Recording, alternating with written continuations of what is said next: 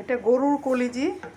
সবাই মনে হয় সিদ্ধ করে রান্না করেন, কারণ এই গরুর কলিজির ভিতরে একটা রক্ত থাকে, ওই রক্তটা সিদ্ধ করলে বের হয় একদম, দেখেন না ময়লা সমানে, এটা সিদ্ধ না করলে বের হয় না।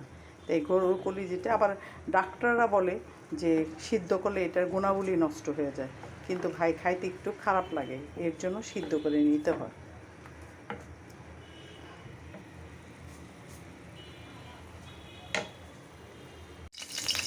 পেঁয়াজটা দিয়ে দিলাম, কারণ অল্প তেল দিব এখানে। মাংস অনেক চর্বি আছে কলিজিতে। এখানে দিয়ে দিলাম লবণ, এখানে আদা রসুন পেস্ট, এখানে হলুদ মরিচ ধনিয়া পাউডার।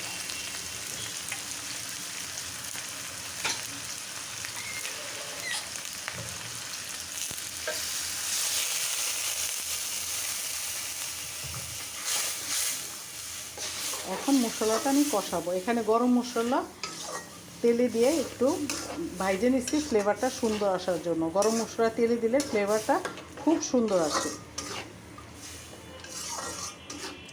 এখন মশলাটা ভালো করে আমি কষাবো। এখন কলিজিগুলি দিয়ে দিব।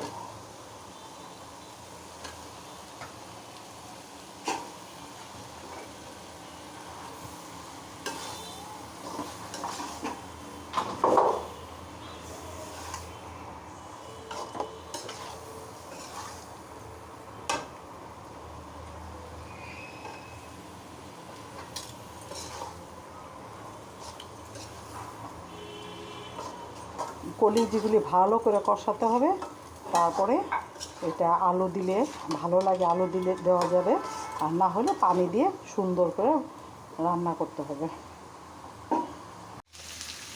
আলুগুলো দিয়ে দিতেছি। আলু না দিলে কলিজি ভুনাতে কিন্তু ভালো লাগে না। অনেকে পছন্দ করেন কিনা জানি না, কিন্তু আমরা কলিজি ভুনাতে আলুটা দিই। আলুটা দিলে কলিজি ভুনাটা অনেক মজা লাগে খাইতে, খুব ভালো লাগে।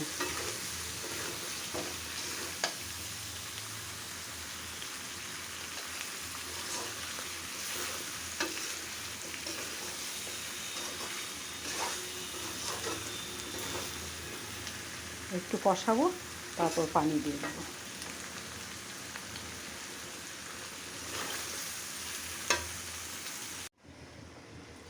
কলিজি ভুনায় পানিটা দিয়ে দিলাম। এখন ঢেকে দিব।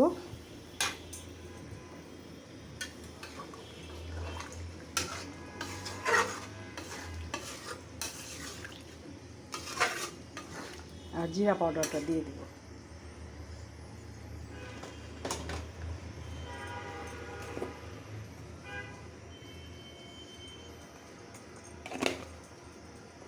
কলিজি ভুনাটা হয়ে গেছে।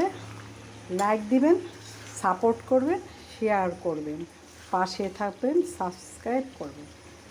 দেখেন কলিজি ভুনাটা কেমন হলো। ভালো থাকবেন। আল্লাহ হাফেজ।